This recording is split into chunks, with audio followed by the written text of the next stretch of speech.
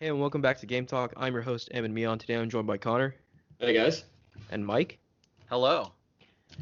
And if you guys check out the video component to this podcast, you'll see us playing Spyro 3.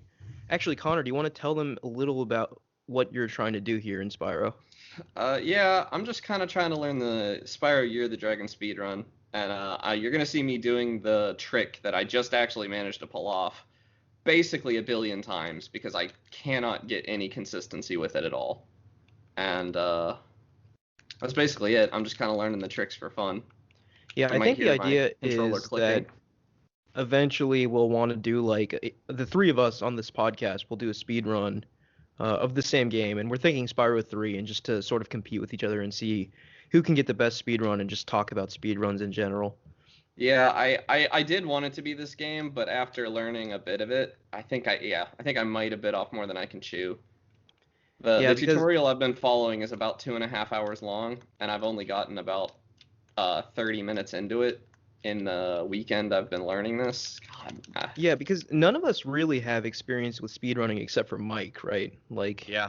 Right, and I think this is going to be very different from what you're used to, Mike, right? Because, I mean, this isn't Mass Effect, this is I Spyro the mean, Dragon. I You know, did it's learn like, a little bit of Hat in Time too. oh, okay. A little bit. Yeah, the only experience I have is actually very recent with Astro's Playroom. They have like a speedrun mode, but those are very short, like 1 to 2 minute levels each. They're not even the main levels of the game. So definitely do not have experience like speedrunning an entire game. I can only imagine how stressful that'd be, like say you're like 2 hours into the run and then something bad happens and it's basically just Well, two that's one hours of the wasted, reasons I picked Spyro, is because the time I'd like to beat is an hour, which I think is extremely doable. Like, I think I could miss almost every trick quite a few times and still beat an Yeah. hour, because the record is like low 27 or high 26, I think. Okay. And so I thought an hour is a super doable goal for us, even if we do pretty bad. Yeah, I mean, obviously we're not going to be competitive in Yeah. the sense of like top in the world or anything like that. Yeah, I mean, I'd love to get sub 30 minutes. That would be incredible for me, but I don't see it happening. Not when I have, I got a job, I got a side gig going on. I play a lot of Minecraft lately. Yeah. Okay, so yeah. So check out our YouTube for that Spyro gameplay. But to kick things off today, before we get into our main topic, I kind of just wanted to bring up a couple things. First of which is that as we were recording today, today is the day that Hitman 3 comes out. I gotta play that. So yeah, everything I've seen about this game, it seems like another remarkable Hitman title. IO Interactive has really just sort of mastered that formula of game. And something I saw in a review about this game really sort of piqued my interest in that they said it was the closest we'll ever get to a real Mission Impossible game, and that really appeals to me because I find, especially like the more modern Mission Impossible movies, to be like the perfect action films. So I'm excited to get my hands on it and try it out. See, I think that's a funny thing to say because they are actually taking on the James Bond franchise. Exactly, yeah. I almost feel like maybe because this game is more, from what little I've seen, it seems a lot more like bombastic. Like the set pieces That are insane. that's kind of the trend it was taking with two. Like two Yeah. had some pretty crazy set pieces and stuff that were super So fun. I feel like maybe that's just ramping them up to finally do that Bond game justice, which is Yeah. exciting, I think. I think if anyone can pull off a Bond game, it's IO. Oh my God, yeah. I think that they are going to, like, I'm not gonna sit here and say that GoldenEye's a bad game or anything, but an FPS doesn't make sense as a Bond game to me. That's Yeah, kind of exactly. nonsense. I mean But that game was just like an FPS in a time where FPSs like weren't like that widespread, and it was like important for its time, right? But like that could have not been Bond. It could have just been any FPS. You know what I mean? Like the GoldenEye just had like Bond characters and stuff, but like the gameplay didn't really scream Bond in any way to me. So, no, I agree. um, but yeah, I'm excited to check out Hitman 3. I'll probably download it after this podcast. I So, don't know if I'm gonna pick it up yet because I haven't beat two yet. so the thing with, so I'm actually like I've probably played less Hitman than the both of you. Like I'm just kind of like an outsider when it comes to the Hitman I've never franchise, played and Hitman. okay, well, that's okay. So you've played less than me. Yeah, But like played I respect it more than I actually play it. And I do want to play them like all the way through. Like I've played bits and pieces of 1 and 2, but I just never had the time to sit down and play them through. And I do intend to do that. But the reason I really want to buy Hitman 3 right off the bat is because I know IO struggles with sales of these games for whatever reason. Yeah, And to the that's point where fair. like after Yeah. Hitman 1, like Hitman 2, I heard like almost didn't even get made because no one bought Hitman 1, which is Well, just Hitman absurd. 1 had like an episodic release and like Yeah. they Those broke were off also with problems, yeah. Square. Yeah, that had a ton of issues. But yeah, like I don't know. I definitely think their games are very top tier, and I do want to support them. Yeah, So I might pick it up because you can also I mean, do you have 2 and 1? yes, yep, I Because do. the beauty of Hitman 3 is that it actually shrinks the download size for those two games. Right, You can have you the can entire like trilogy installed for 80 gigs, yeah, and that's really great, and you can access them both from the Hitman 3 game menu, right? yeah, which is just Okay, awesome. yeah. Yeah. So that's yeah, I might just go on a Hitman binge here, uh, and just yeah, do that. That sounds pretty great. Yeah, I'll probably pick it up tonight. I am a little disappointed. I don't actually know the answer yet, but I assume because I haven't seen anything about it, the answer is no. There's a VR mode, and I think it's not coming to PC. I think it's PlayStation exclusive right now, which is very upsetting. Although I don't think it looks like a very good VR mode, I like VR getting included in non-VR games, even though that's not the best use of VR by a long shot. I don't know. Hitman just has such a fully fulfilled world that Yeah, I think it would be. yeah. But I Sorry was for the just gonna background say, noise yeah, at my no, house. no, you're good. Can you guys hear me? Yeah. Okay. Yeah, I was just gonna say, just the concept of Hitman in VR is I think if done right would be so exciting. But again, we had this conversation last week a bit, like doing things right in VR to the point where they're like viral. Still, that doesn't happen enough yet. So Well, I think I I do. think releasing a next gen game with a VR mode exclusively on a console that doesn't have its next gen VR yet, Right. that's a Yeah. colossal waste. But I'm sure, Sony funded this VR mode, I'm sure, and like they probably weren't certain on the timing of when it was going to come out. I bet it is coming out to previous gen consoles, isn't it? Yeah, Hitman 3 is available on everything, like PS4, PS5, Xbox Yeah. One, Xbox Series, yeah. PC, obviously. I just think it is a Not shame Switch. to in 2020 or 2021 release something on a VR headset as colossally outdated as PSVR is at this point. Yeah. Yeah, yeah, the like you said, like I actually haven't heard anything about the exclusivity as far as the VR mode is concerned, but if it is Sony exclusive, you can imagine that Sony paid them to do that or Yeah. something to that effect.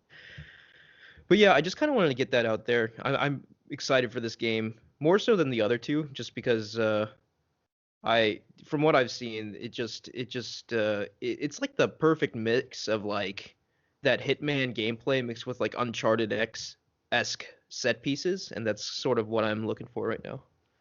Yeah. Yeah, for sure. I don't know. Uncharted-esque is a stretch. I'm sorry it's taken me a second to respond to things No, occasionally because no, I'm a little understandable. focused. Yeah. Yeah, I mean like, I think Uncharted-esque is a huge stretch for Hitman, but well, kinda. okay, let's be fair. I don't think any game quite does set pieces like Uncharted, but like Yeah, I mean, I it feel like the closest evokes is the new notes Tomb of Raider Uncharted to me. games, but Yeah. even they don't match it. But Hitman doesn't have set pieces quite like that, in my opinion. I missed it. All right, so yeah, just wanted to get that out there. Uh, I think Mike, you have some more words about Cyberpunk. You want to air your grievances? Oh God, I'm so sick of the negativity. Like it's like I don't know anymore. Like anytime a game releases and it's not what people expected, it's met with immediate negativity for people who will never play the game. Yes. Like you saw that with Last of Us, even though there were valid criticisms, it was demolished in a storm of people who will never ever play the game. Yeah, thank And God nobody on this podcast is guilty of that. yeah, thank God we're not guilty of that. I'll play it eventually. It's in my backlog. So My Mike, the thing with Cyberpunk is yes, that's happening with Cyberpunk 2, but do you think it's also because of the performance issues? it could partially be because of the performance issues, but a lot of the criticisms levied are levied not even because of performance, because people, again, I'm not even going to defend CDPR. They did a little No Man's Sky with it. Mm-hmm. I And honestly think what they did was arguably worse than No Man's Sky. Because No Man's Sky ran pretty well. It just didn't Yeah, do some things. yeah, I think I agree, they especially when you promised a hear lot about of things in yeah. Cyberpunk that just weren't pushed through. But at the same time, we got to get rid of this negativity. It wears on you really fast. It wear on me with No Man's Sky, where it's wearing on me now with Cyberpunk. Like Yeah, the amount of hype backlash that we get in games now is ridiculous. As somebody who didn't play either of those games at launch, it doesn't wear on me at all. I just find it hilarious. So It wears on me because I played both of them at launch. well, exactly, yeah. So like, I guess for people who are sort of divorced from it, like you and me, Connor, like I have no intention of playing Cyberpunk until it's like in its final form, as I Yeah, said until it before. reaches the point No Man's Sky is at now. Yeah. Which I do play now. And then occasionally. I really fully believe that when I play it in that state, it'll be like a glorious gaming experience. But, you know, like obviously the people who have been following the Cyberpunk news for months, even years, the people who have, you know, took days off of work for the launch of this game multiple times multiple times. as it kept getting delayed. Yeah, those people, like obviously their expectations were sky high, and anytime that happens, you know, like you're really history shows us that like not many times can the hype be met. Yeah. Yeah. But you know, it's interesting, right? Like I hear so like all my exposure to Cyberpunk has just been through online discourse about it, and yes, like Mike said, there's so much negativity and backlash. There's so much criticism of the unfinished state of the game, and that's rightfully so. But like what's weird to me is anecdotally, all of my friends that I've talked to are in love with the game, you know? Like Yeah, no, the game's very polarizing. It's fundamentally a good game.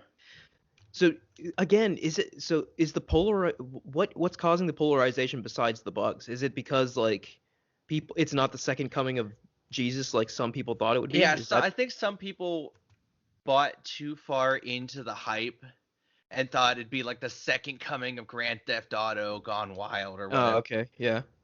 And when you look at the size of CDPR compared to Rockstar, they're not going to put out games like Red Dead 2. CDPR is a company of what, 1,000 people? And It sounds Rockstar right. has like 3 studios that all work on one game at a time. Yeah, I mean, no one can really compare themselves to No Rockstar, one really. can compare to Rock. We're at the point with Rockstar games where Rockstar games are their own genre. You cannot compare them to any game other than themselves. Yeah, I mean, They're just that. as we've stated there in terms before, of you know, like development GTA 5 is the highest grossing entertainment product of all time, you know, so like when that much money is in play, you know, you've got an equivalent amount of effort put into the game in terms of manpower and talent. Yeah. But yeah, like it's so interesting to me because like online, all I ever see is like CDPR are liars, they're trash, the game sucks.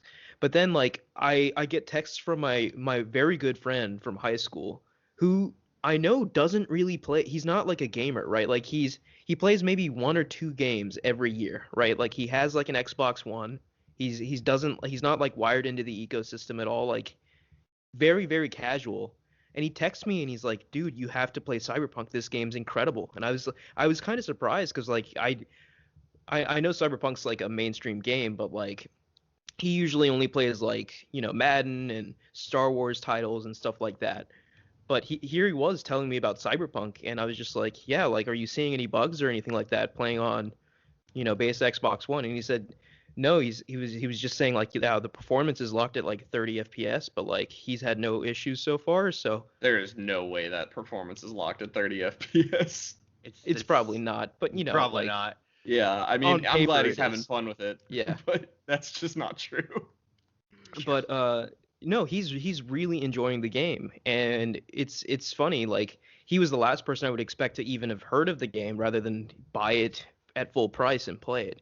And he's just one of many examples. Like my other friends who play games regularly, like I still see them like all on my friends list and stuff playing Cyberpunk and really enjoying it. So and it's just interesting to me that dichotomy is there. Like just locally, like in my circles, like if that was all I had to gauge things off of, everything's fine. But like second you go online, it's obviously a completely different story. Yeah, it's online discourse in gaming and in a lot of things is just toxic 90% of the time. Like it's not fun to be a fan of games when everyone's like that game's garbage and you'll always find that one guy who has the best opinion. It's really weird, like I wonder like if someone like really looked and studied it, right? Like obviously you see kind of similar things with like people in sports teams, but like I feel like gamers just take it to a weird level, like where they line up, they defend their side for like for what? Like what does it matter to you? Like what do you Well, I gain by think being I like think a Sony big fanboy or Microsoft fanboy? a big part of it is our investment. Like, you know, I want to say that PC is the best platform to play games on because I spent like 2 grand on my PC, and if I'm wrong, Yeah. that's $2,000 I've wasted, you know? Yeah. And same, people spend $600 on a game console or even $60 on a game. That's a much bigger investment than the like 10 Exactly, bucks yeah. you spent to go to a theater and see a movie, you know? Plus Yeah. your time investment, like, you know, you're somebody who spent 150 hours playing Cyberpunk, and you Very see true. somebody saying that that was a terrible game, and that is indirectly that person is saying that you've wasted 200 hours of your life. Like, that's Yeah, not fun to that's hear. those are great points. Yeah, like I don't know. Like part of me just wishes like we could divorce ourselves a little bit from our personal investment into a game or a product and just look at it critically, but I know that's not really I mean, possible. I feel like I can, but I have more spending money than a lot of people do. So Yeah. like, I don't think it matters True. that I Yeah. can do that. It's not impressive. It's just that $60 isn't worth the same thing to me that it does to other people. I'm blessed enough to have, that I Yeah. can buy Hitman 3 today because I like the company and not because I have any intention of playing the game today. Valid points. Yeah. So Yeah. I have a hard time blaming anybody, is what Yeah, I'm saying. okay. So okay, yes, I agree with you, but at the same time, that does not excuse the level of like sheer cancer that is Oh yeah, present. no. There's Uh no excuse to be a child about it. There's no excuse to Yeah. be telling developers to kill themselves and There's yeah. no excuse for it. Like I get that the game was a disaster at launch. I get it didn't get all the features that were kind of hyped up in marketing. But I always read people who have no idea about game development think they know about game development because a lot of people were like, Cyberpunk's been in development since 2012 when the teaser was posted. Yeah. no, yeah. Yeah, no, Yeah. that's So called pre-production. one thing that really makes me mad about AAA game development is the immense focus on development for the E3 demo. Like sometimes these developers spend months or even like a year or two prepping for an E3 demo to show off a vertical slice of the game and then haven't really built anything else for the rest of the game. And I Yeah, think the case was similar for Cyberpunk, right? Like the slice they showed at E3, that was just built for E3, right? Then they took chunks of that obviously and incorporated it in the main game, but like I don't know. Like it's the focus on marketing and making things look shiny, even if they aren't really shiny, is just so immense. I guess because that's what generates the most money, but it almost is never like the most truthful way of presenting things.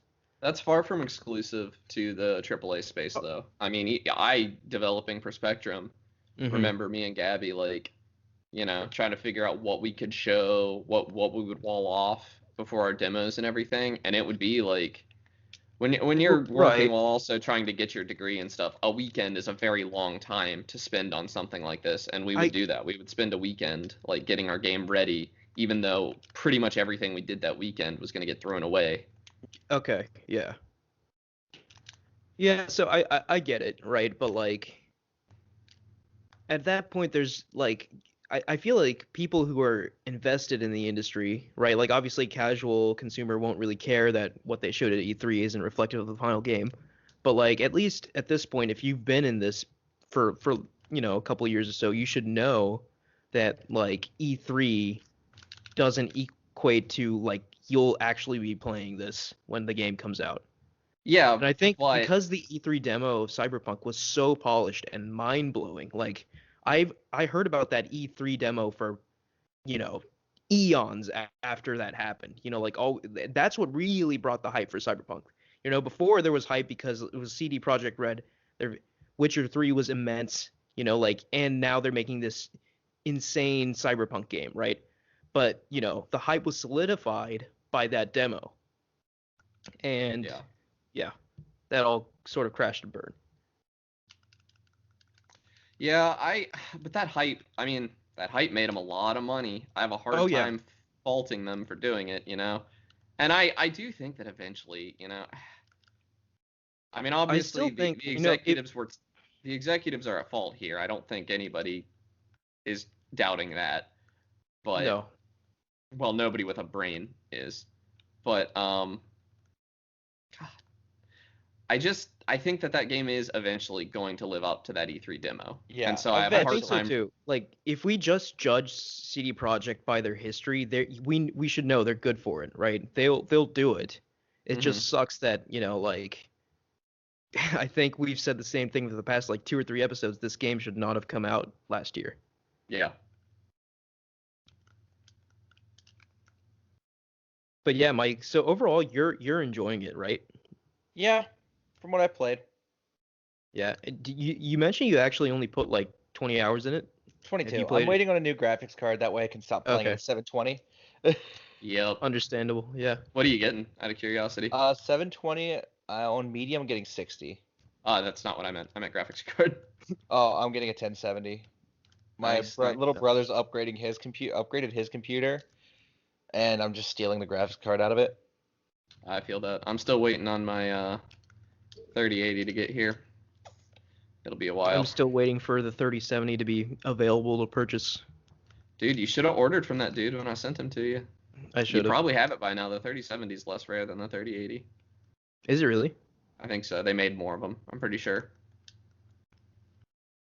Yeah, I mean, I really wanted the Founders Edition, but I guess it doesn't matter too much. You're not going to get a Founders Edition, my guy.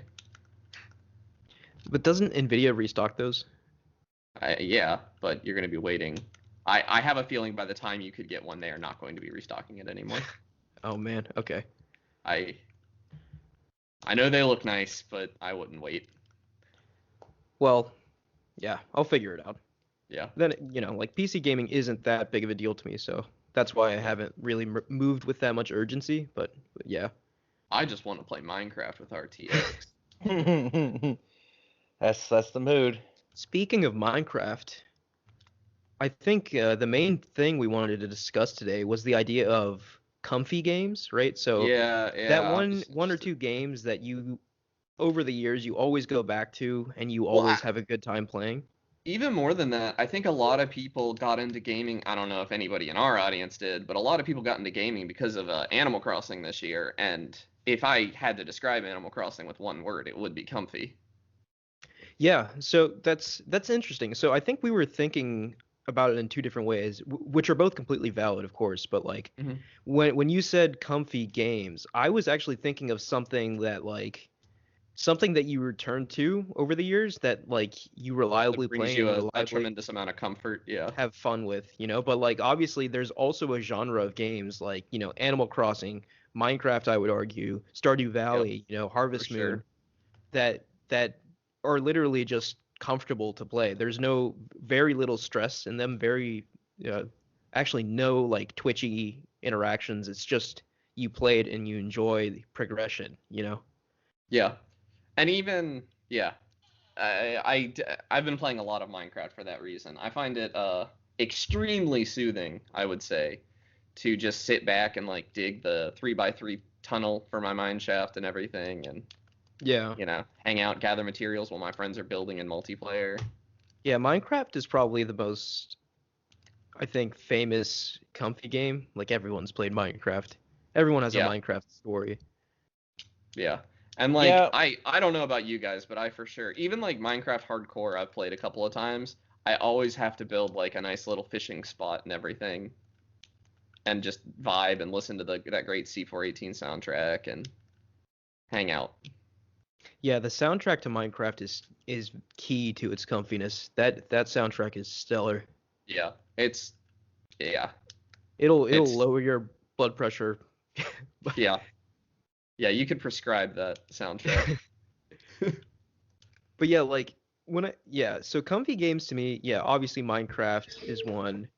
Uh, Maple Story for me, I guess, would Yeah, be I was one gonna say, because I well, I keep think returning MapleStory to. not just for you. I think MMOs are extremely comfy in general, and I think that's intentional because Y- they want you to feel at home in those worlds so that you'll spend more time in them. And so Yeah, MapleStory has that killer soundtrack, and then that obvious, yeah, it's that weird to loop. say Maple Story is probably the most like twitchy, comfy game that I play.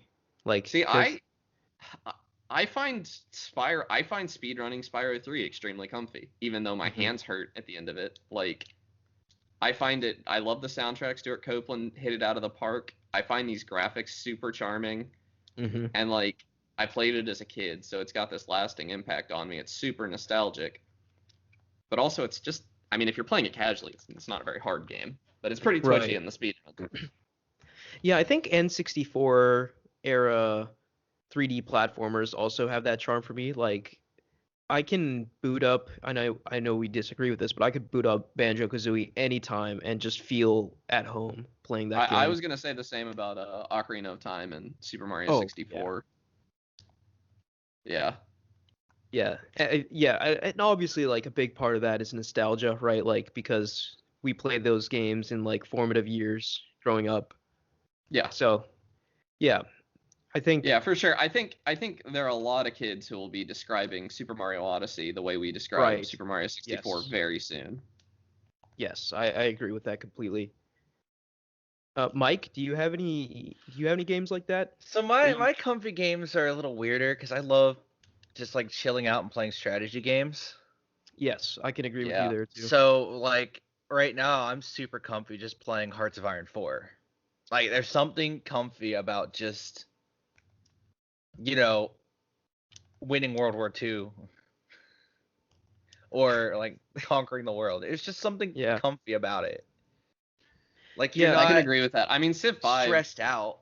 definitely gets you, it's not an RTS, but Civ 5 gets you into that comfy, oh complacent yes. mindset that can make your entire life melt away. Yeah, Civ 5 and Civ 6 like do that to me. They're very comfortable to play, but like there's also a danger element to them because I will sit down to play like a round of Civ 6 and then just not get up for like 8 hours. Like that's happened before.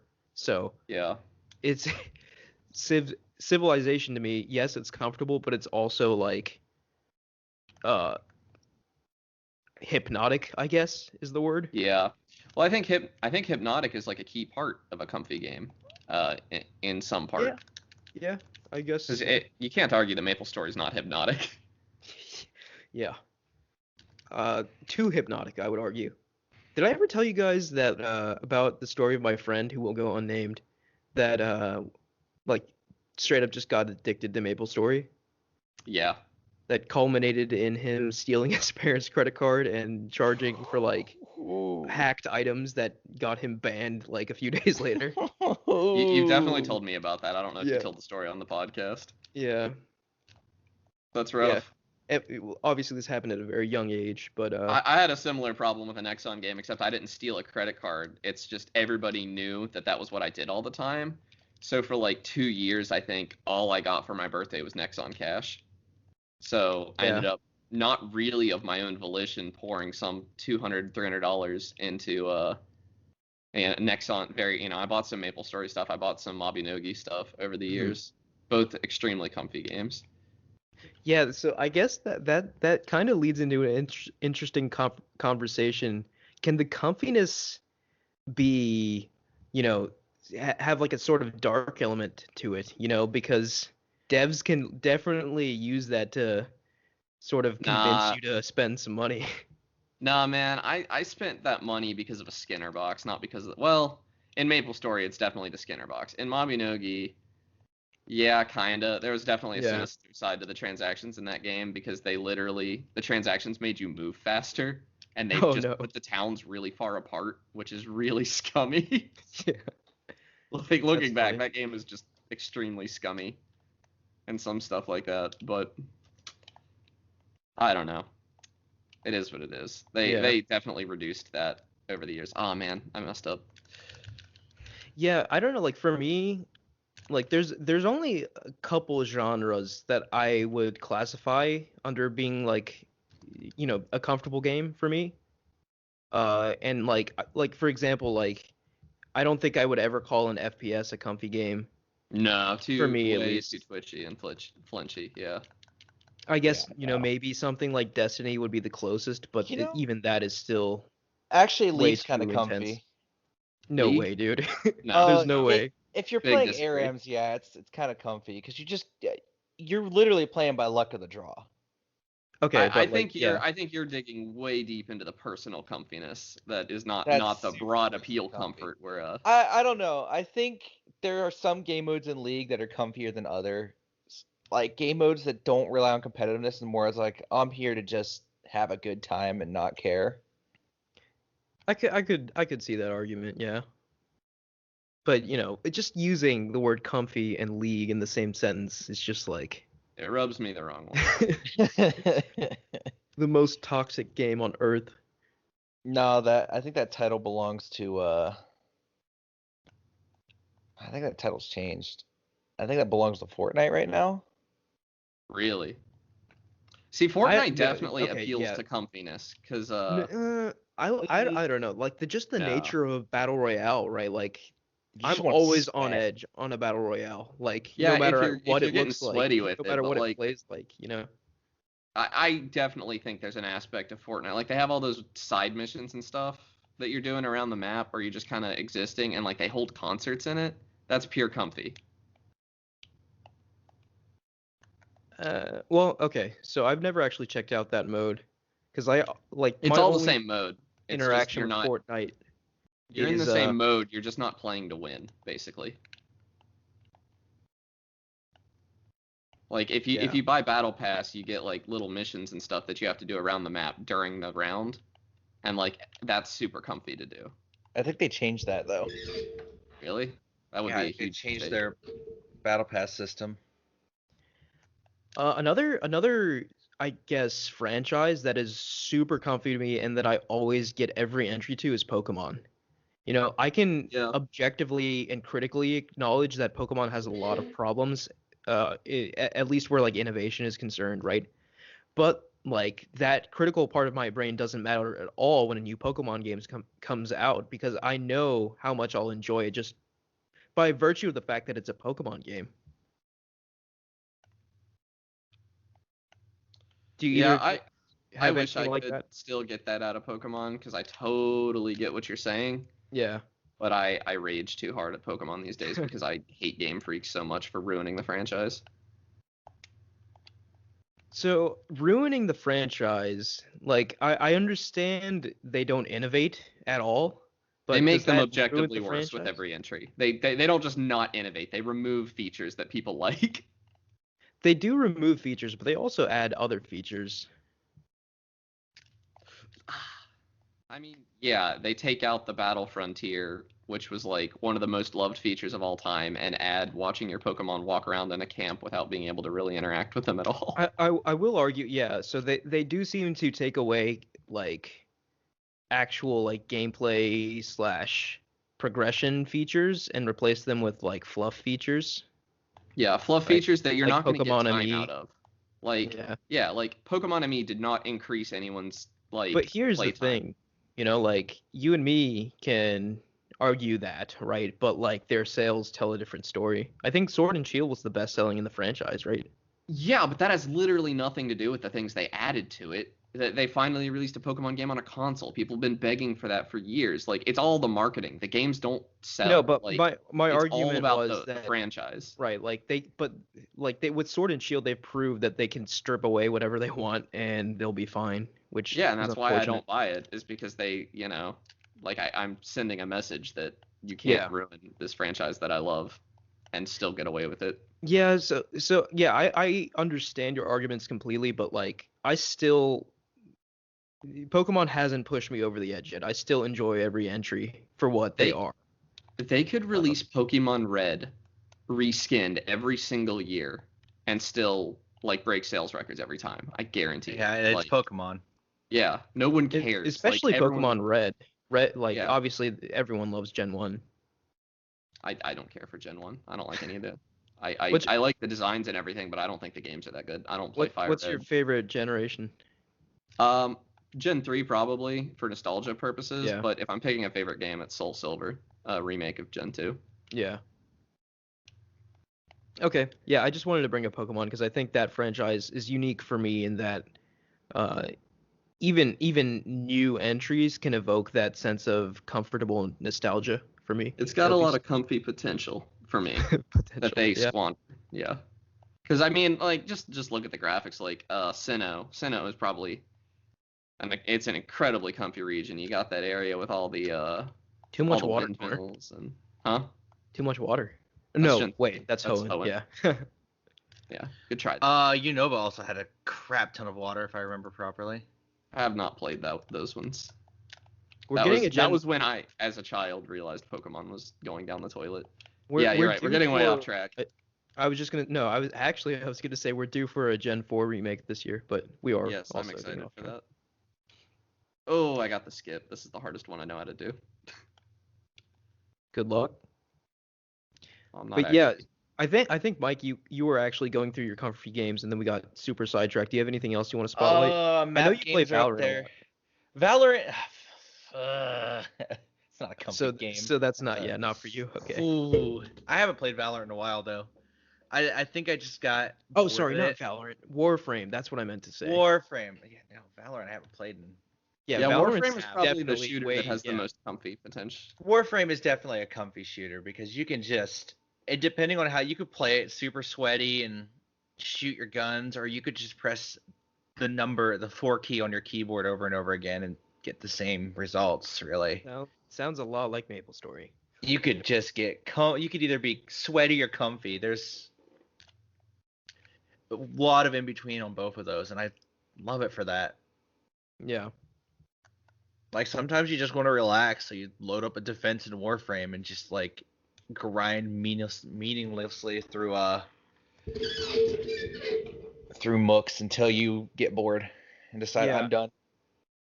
Yeah, I think for me the biggest thing that indicates to me that a game is comfortable is the absence of stress, right? So like I'm never stressed or pressed when I'm playing a Pokemon game. I'm never like that when I'm playing MapleStory. I'm never like that when I'm playing Civilization. Well, yeah, I don't get stressed when playing Civilization. I get way too into it, but I don't get stressed. Uh, it's when you start playing games with, I think, consequence more and more than that that you move away from that comfy nature. Yeah. I honestly, okay, there are some situations, this might be very unique to me, but there are some situations where stress immerses me a little bit more, which increases the comfiness. Like I find Minecraft Hardcore extremely comfy, but that's partially Hardcore, because I isn't am that far like more, if you does die, you your lose the world. Yeah. that's I would be on edge the whole time. See, I find it super comfy because I don't care that much. And like I'm more because I have to pay extra attention, that results in me being more immersed in the game. And Yeah. so that increases my comfort because I'm just noticing the small stuff. Like when things go well for me, I care a lot more. When things go poor for me, I care a lot more. I don't know. Yeah, I don't know. Like personally, I think that would be like any threat of like, losing your game save or like character progression is just that would take me out of my comfort zone for sure. See, that just goes into us. I like roguelikes. I do not mind losing progress. So Yeah. Yeah, I don't know. Like I wonder it's definitely a difference in like I guess personality where I feel like there always has to be progression for me. Like otherwise I feel like what I'm doing is pointless. Which I know that's not the case, right? But that's just how I I would feel when even I play say those games. I find late game Noita, like when you go on those like 18-hour runs or whatever. I've never actually done 18 hours, but the really long Noita runs, they get comfy eventually because you kind of get into a rhythm of like just kind of killing everything instantly and looting, and there's not a ton of risk of death at that point, and you're just kind of exploring this world, trying to roll the dice over and over to get the perks you want. Yeah. That's how it feels in a lot of games. Although I've seen a lot of criticism of Noita because to a lot of people, Noita is one of those games that you require like a PhD in like astrophysics to actually fully understand, and the game obfuscates a lot of info. But Yeah, that's what it makes took games me like it those took me fun. 40 hours and a wiki to get to the point that RNG wasn't the only determining factor. That's Yeah, crazy. I, Yeah. I I do like games that don't like pull punches, but sometimes you can obfuscate real well, and it's just not worth playing the game. To be clear, early game Noita is not comfy at all. I mean, yeah, I mean, I get it, right? To be fair, like the more you play a game, the more comfortable it becomes, right? Like obviously like I guess tying it back to speedrunning, like a speedrunner like, who speedruns like say Mario 64 would just find playing the game probably pretty comfortable. Yeah, like when I was first learning this trick and like went a hundred tries without ever getting it, that was not comfy. That was frustrating, and I was sitting there like, man, are we even gonna be able to like get past level 1 in this speed run? But now I get it like 20% of the time or something like that. I don't know. I hope nobody runs the numbers on this episode. And like, I don't know. It's not too bad to load a save state over and over and try to build muscle memory. I kind of Yeah. like just sitting here putting on some music or putting on a stream or something, kind of zoning out and just letting my hands do it and my brain be totally somewhere else. Yeah. And then you do something like that.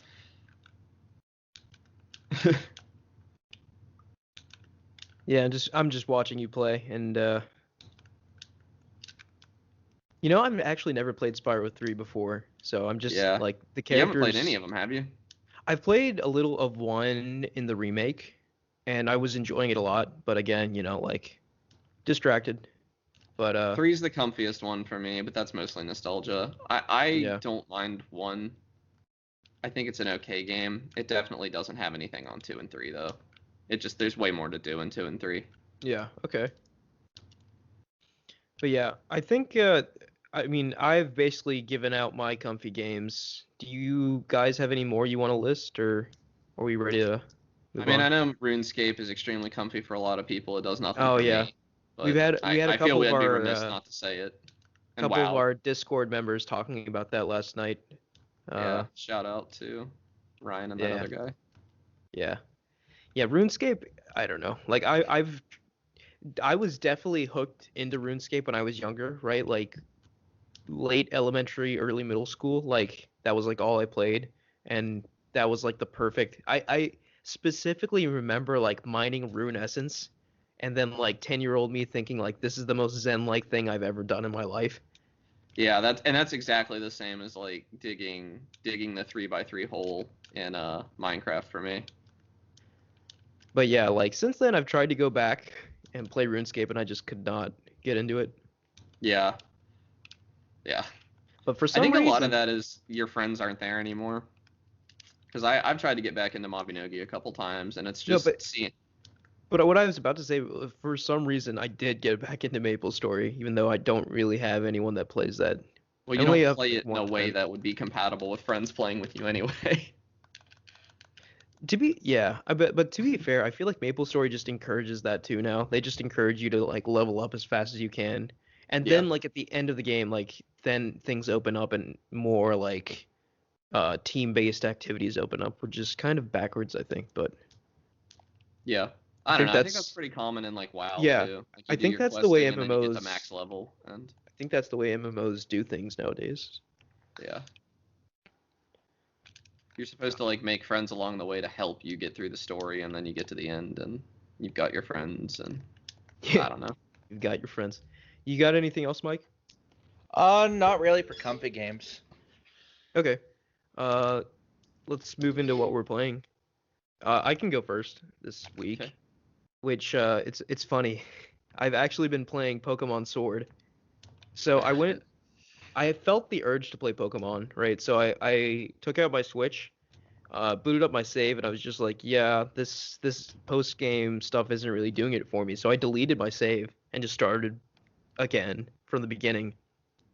And I'm really enjoying it. Like we ragged on Pokemon Sword and Shield so much in the months leading up to its launch, and rightfully so, I think. Like what they did to the Pokedex was pretty inexcusable. But just taking in a vacuum, like I'm having a blast just chilling out and catching Pokemon and playing this game. And I think one big positive for this game is the gym battles. I think this game does gym battles better than any other Pokemon game, really. Because in the Galar region, like Pokemon gym battles are like considered like a sporting event, right? So like you've got like packed stadiums, you're wearing your jersey, and you go out onto the field, and there's like a cheering crowd, watching your gym battle, and it's just such a cool feeling that I don't think the other Pokemon games really captured, right? Yeah, In I the other agree with Pokemon that. games, you just sort of walk into a gym, like everyone's just standing around, you beat them all, and then you leave. There's a lot more like theater and pageantry to the gym battles in this game, and I think that's really cool. Yeah, I think Pokemon Coliseum kind of captured that in a couple of instances. Yeah, I think so too. Yeah. I And, do think Pokemon this is a deep cut possibly. I don't know if you guys are going to know this game, but Pokemon Battle Revolution on the Wii probably did. yeah. Oh yes, I know that game. Pokemon Battle Revolution made a Pokemon battle feel like the Super Bowl. Like it was Yes, incredible. I think that's a feeling Pokemon should preserve going forward because like I don't think I've ever been hyped for a gym battle before this game, but like all of the gym battles in Sword got me so excited because it's just and because they nail the presentation of it too. Like you start out in like the tunnel like of the stadium and you walk forward and then the crowd becomes more visible and then suddenly you're hit with the blast of like cheering and like clapping and stuff and screaming and then like the Would you music say kicks it's as in. good as Battle Revolution? 'Cause if so, I'll buy that game tonight, probably. I to be honest, I haven't like I've only seen Battle Revolution, so I don't remember the how the competitive like stadium like battles go in that game. Could you Battle Rev maybe it was all competitive, like stadium like battles. Like it was you would connect Diamond or Pearl to it and import your Okay, yeah. team. And then the Battle Revolution, I think, is like the name of the island you're on or something. And it was kind of like a whole other battle frontier, basically. Yeah. Except it was on a console and everything and had like, good for the time 3D graphics. And there would always be like an announcer announcing every move and stuff. And like, um, Okay, kind yeah. of, So they there had different there's dialogue. no And unfortunately like you there's could no literally hear the crowd cheering the whole time and stuff. yeah. And So like, you can hear the crowd in the gym battles in Pokemon Sword and Shield, but there's no announcer, right? Because there's no voice dialogue in Pokemon still. that's a mistake. So that's unfortunate. Yeah, I I would think have the been announcer would fine, add a yeah, lot. because I loved Pokemon Battle Revolution.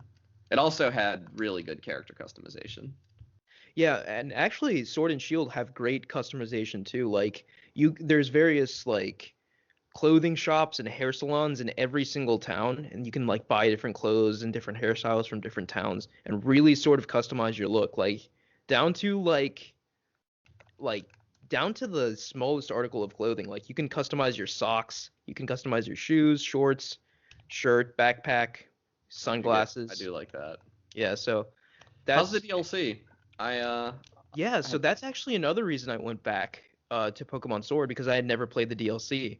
And I started. So, like, the DLC can basically be accessed whenever as you're playing the game. The second DLC, it's definitely, like, recommended you do, like, post game because the Pokemon are super high level, but you can go there whenever you want. And from what I've seen, like, it's pretty cool, right? Like, they basically add two more wild areas to the game.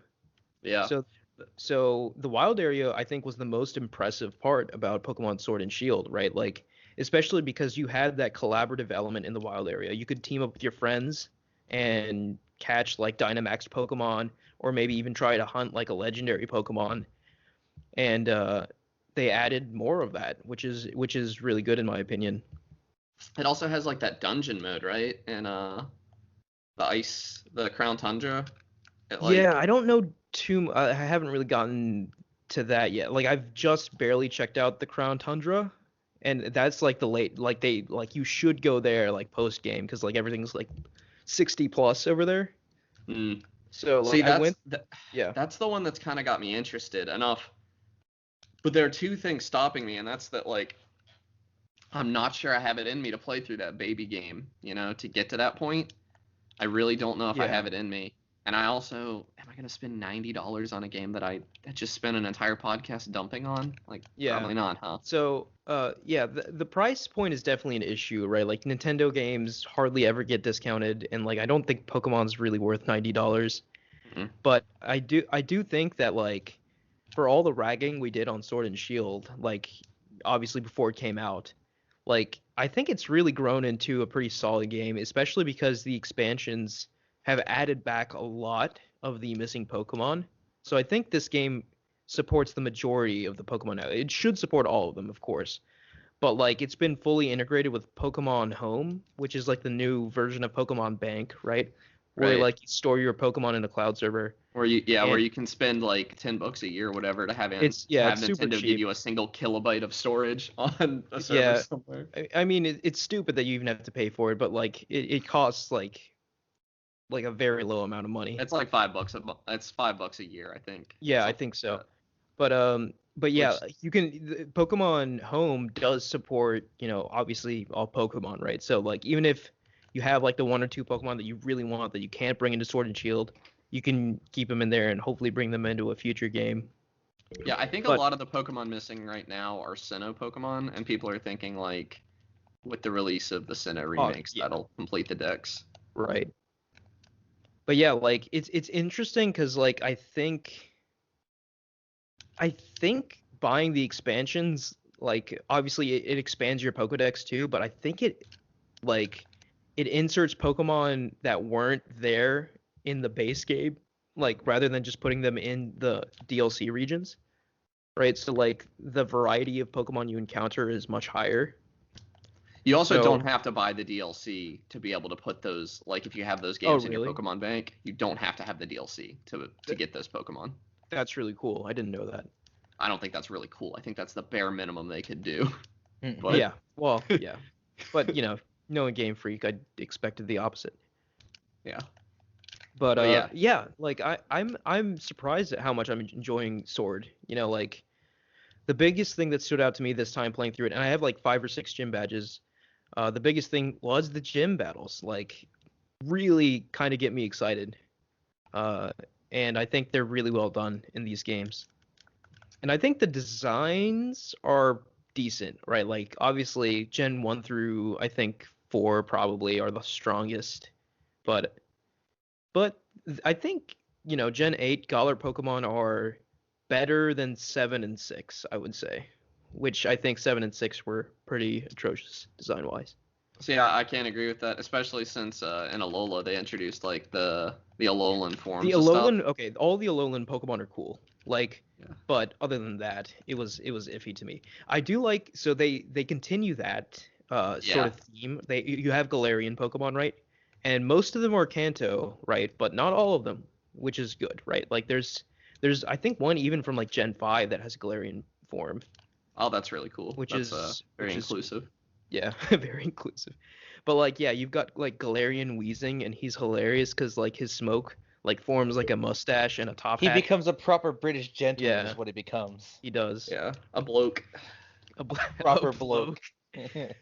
Oh man.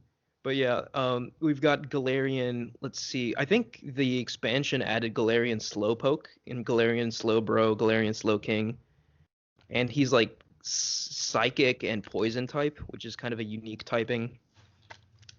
They've also got like Galarian Ponyta and Rapidash. I think they call the evolution something else, but it's like a fairy type and it looks way different. And I don't know. I like the idea of Pokemon that live in different regions evolve and exist differently. It's kind of neat to me. But yeah, overall, really liking Pokemon Sword, and I definitely plan on uh, getting through the DLC. That's like the main reason I decided to go back because I remember both of the DLCs are out, and I was just itching for some Pokemon, so I decided to start over. And yeah, liking Yeah, it you'll all. have to let me know your feelings on the DLC because I still might break and buy that game eventually. Yeah, I'll do that. All right, who wants to go next? I can go next. I've been playing a lot of Minecraft lately. It's what kind of inspired me to want to talk about comfy games this week. I'm just really into Redstone right now. I've always been super into like the automation mods and stuff in Minecraft, but because I've always played those, I've never actually messed around with the vanilla stuff you can do with Yeah. Redstone. And it turns out there's actually some like pretty interesting stuff you can do. I'm kind of I'm not super good at it. I mean, I will say I honestly find like the computer engineering courses I took in college where I was actually building computers on a breadboard were easier than Redstone to me. That's funny. But I still really enjoy it, and like I don't know, the hard part about Redstone is like getting it to fit in places and stuff. Yeah. Or like just, not shorting the Redstone out basically.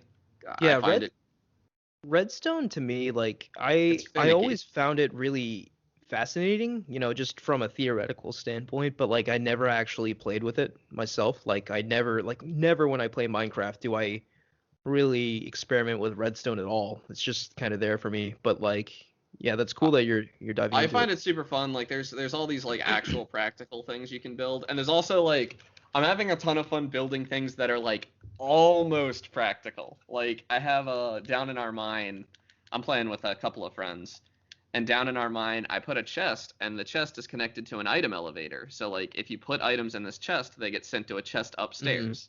The problem is that it is much faster to just go upstairs. But if you don't feel like it and like nobody's in urgent need of those items, you can just chuck them in that chest and they'll be up there waiting for you when the time comes. Okay. Stupid yeah. stuff like that. I'm just having a ton of fun building. Some of it's a little more practical, like the number of books you have around an enchantment table changes the enchantments you can get.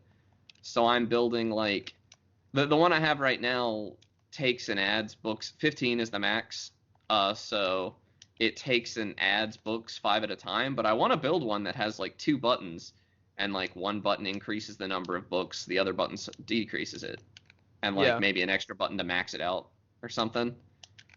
And I So will that say that like I think Redstone's fantastic in that I think it's an excellent gateway for children into like thinking in binary, thinking like a computer. see And that's where you're wrong. I thought that too. really? Redstone is not binary. Redstone has it not? signal strengths. Yes. Oh, it Redstone does? has signal Really? strength between 0 and 15. I thought it was just on or off.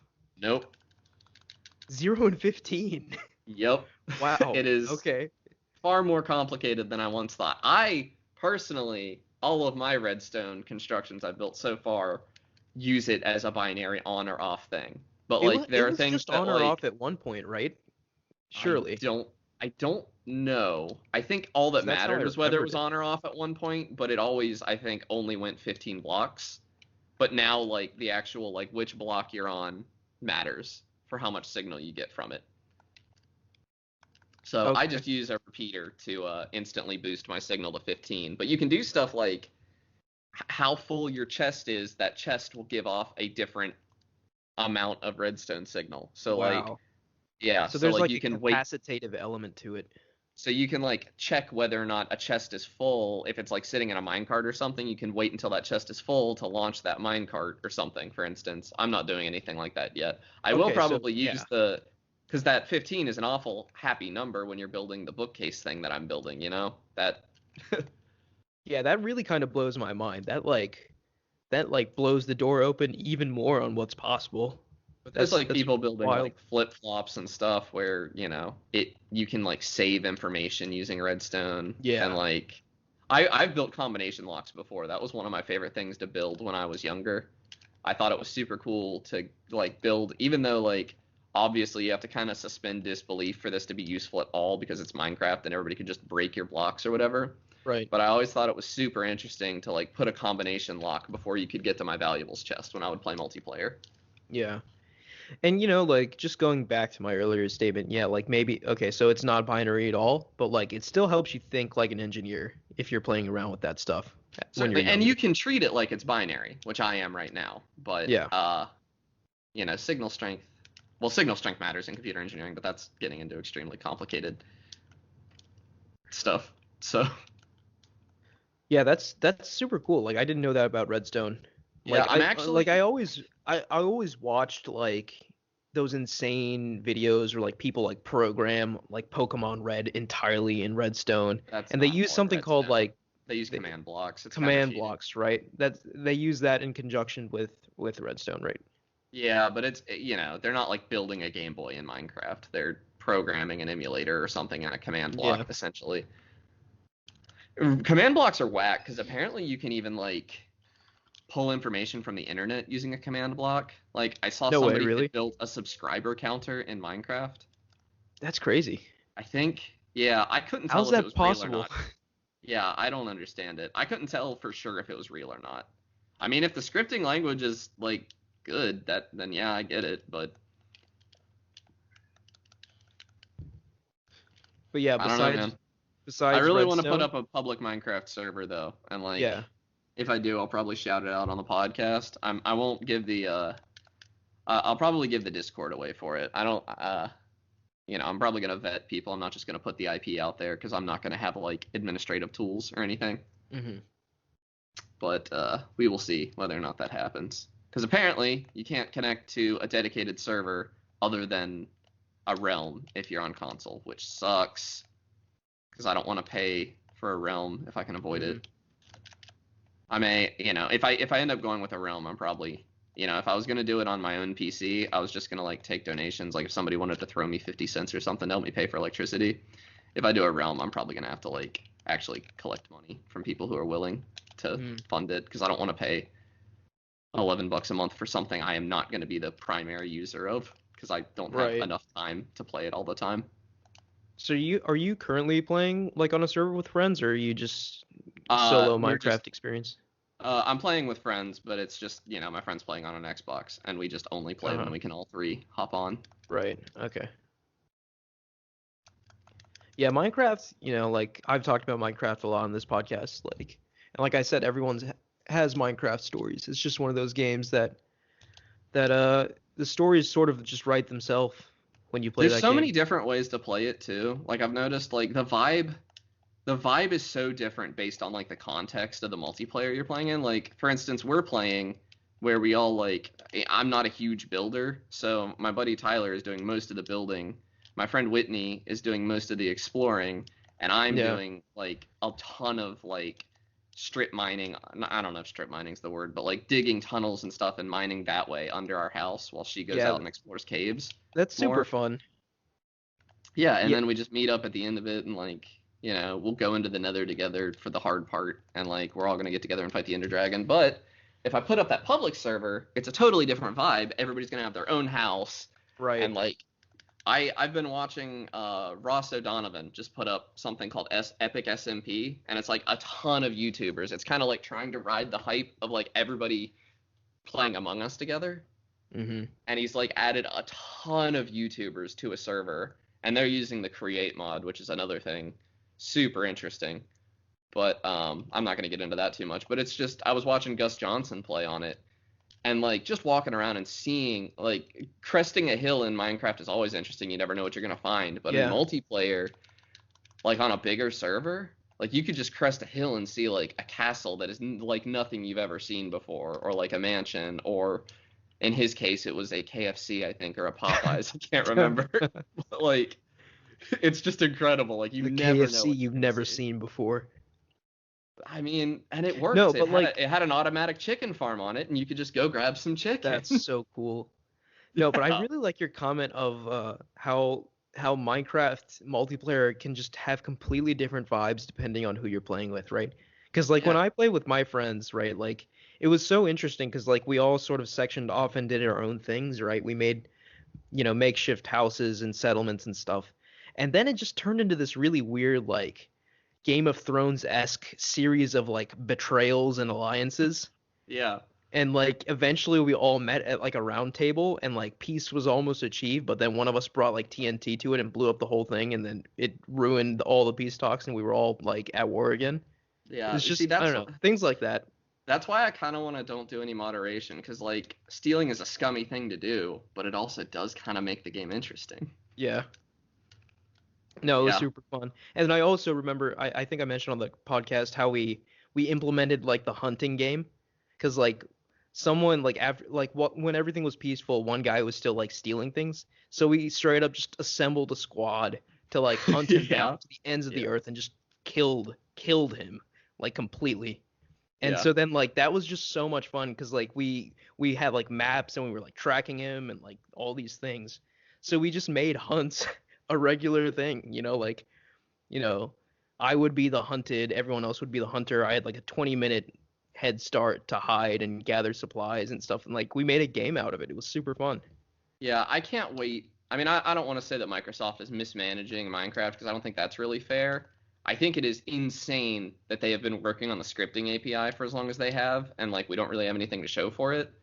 Because the mods you can make in Java and stuff, if that was possible on Bedrock, like the world opens up, Yeah. Like people making other I think people already do make other game modes and stuff for Bedrock. I'm not really sure. So what is Bedrock exactly? Is that the console version? Bedrock is the Windows 10 version, the console version, and the iOS and Android version. And all Okay. Bedrock and Nintendo Switch and stuff, and all Bedrock can play multiplayer together. So that's the reason I'm playing on Bedrock, even though like the Mhm. mods and stuff I want are on Java.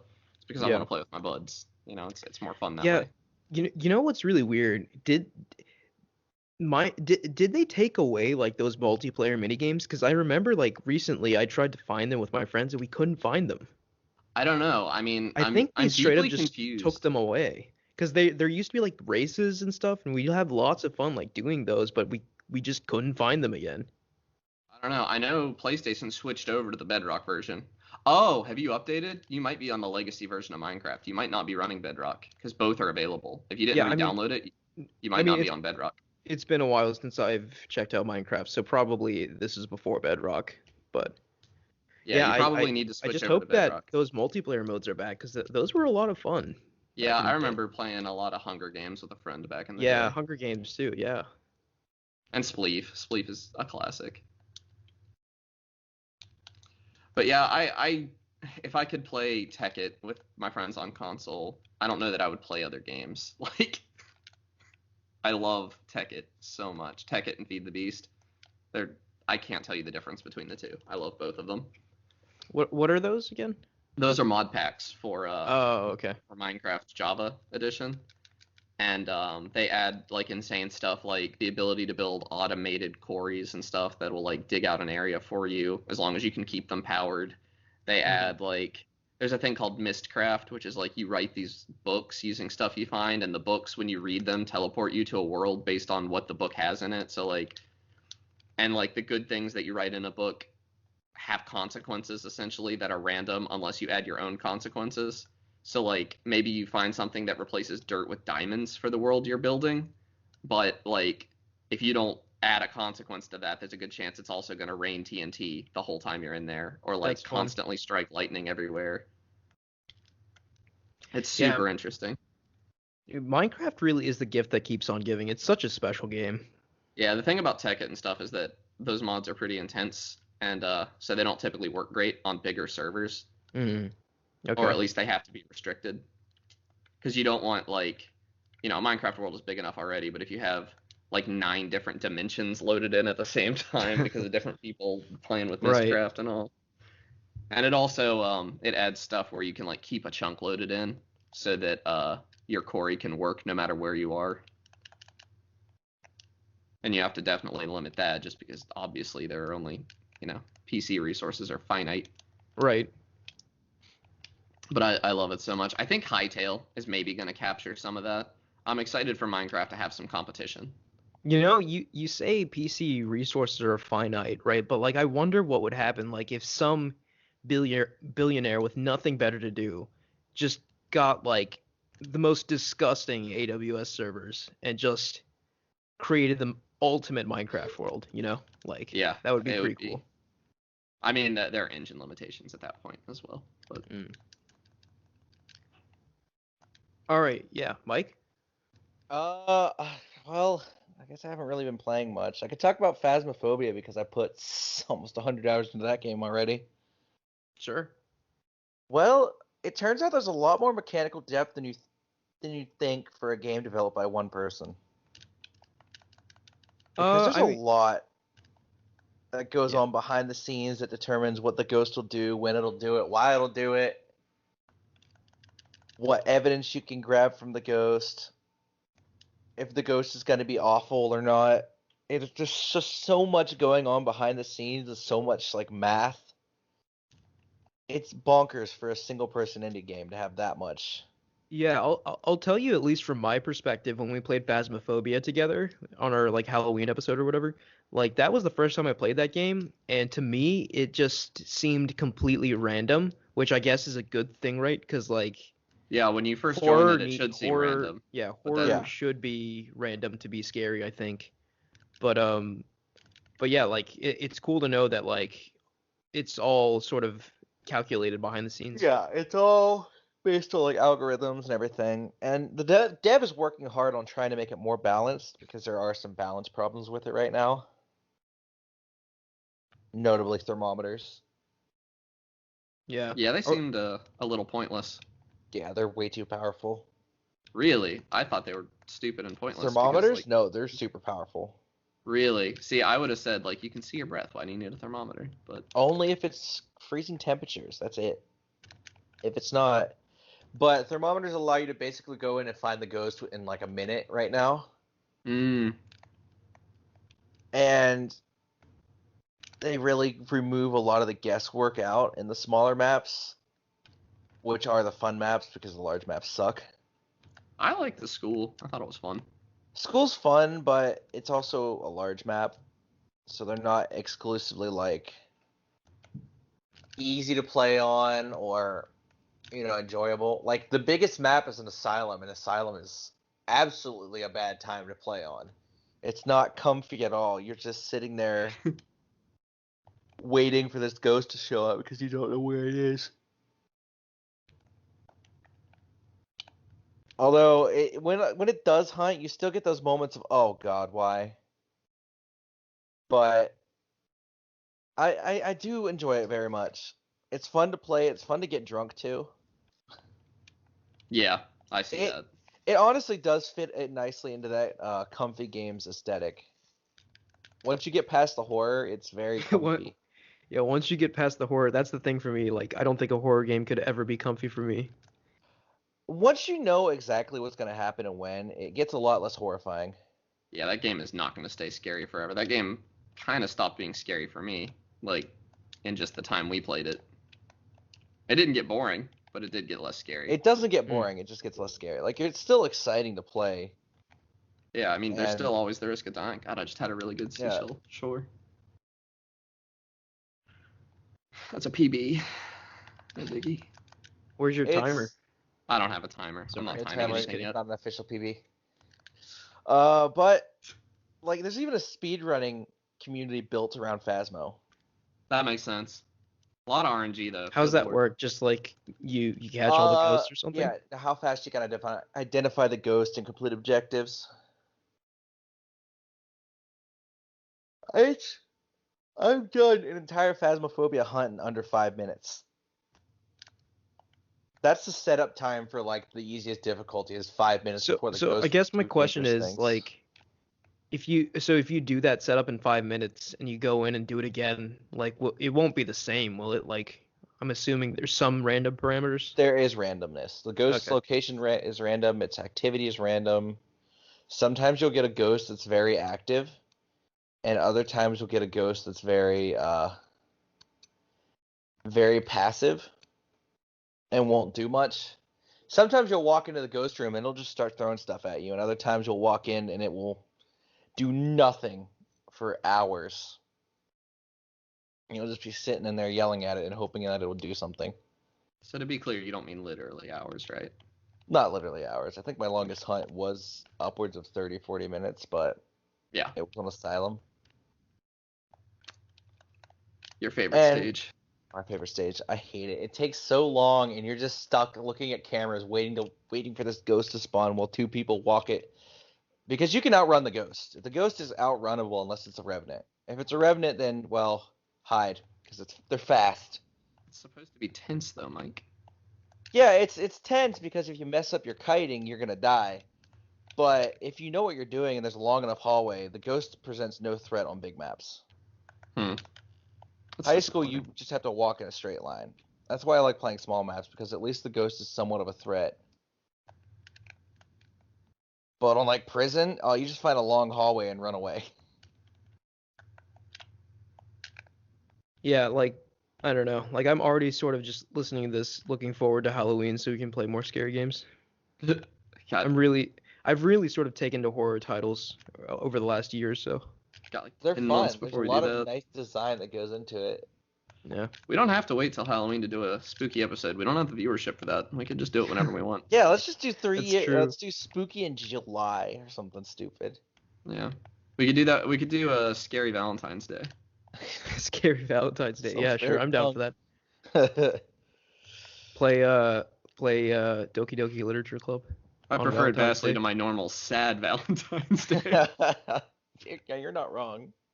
This Doki Valentine's Doki Day Literature is Club. gonna fill my That's a heart with perfect just scary love. Valentine's Day game, isn't it? That Yeah. like fits the bill completely. What's scary about that game? Isn't it just a dating sim? Yeah, yeah. Yep. All right, that's going to do it for us this week. Thank you guys for listening. You can catch us at Ad Podcast Game Talk on Twitter. Please like, rate, and review us on any podcast service you use, as well as YouTube. Please click the link in the description of the podcast to join our Discord and talk to us there. Thank you, Connor and Mike. Yep. See you guys next week. See you next time. Bye. See you guys next time.